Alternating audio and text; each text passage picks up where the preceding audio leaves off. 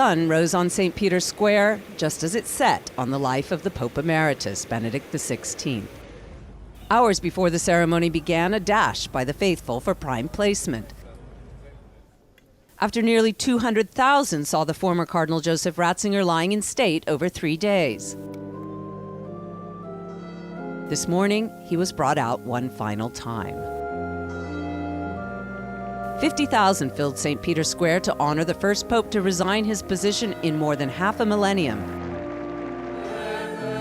A muted crowd, a smaller ceremony following Benedict's own wishes. Attended by just a handful of dignitaries. Modest compared to the some 1.1 million who turned out for the last papal funeral of John Paul II, over which Cardinal Ratzinger himself presided in 2005. Thursday's funeral marked an extraordinary moment, unique in Catholic history. A pope presiding over the funeral of a predecessor who resigned the post.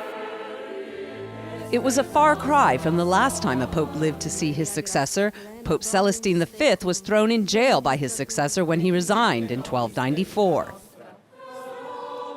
Pope Francis, far more liberal to Benedict's conservatism, showed enduring respect for his fellow Catholic and delivered the homily. Benedict, faithful friend of the bridegroom, may your joy be complete as you hear his voice, now and forever. In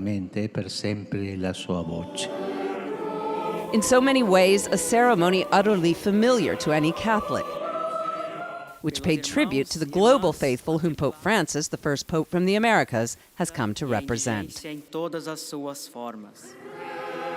And as Pope Francis pleaded with the Virgin Mary to show Benedict comfort, the ceremony was brought to a close. Santo subito, the crowd urged, make him a saint now, just as they chanted for John Paul II before him. Benedict, blessed by Francis and carried by the papal gentleman, brought to St. Peter's Basilica. His coffin sealed in zinc and a second wood coffin buried in the Vatican grottos alongside scores of his forebearers. Delia Gallagher, CNN, Vatican City.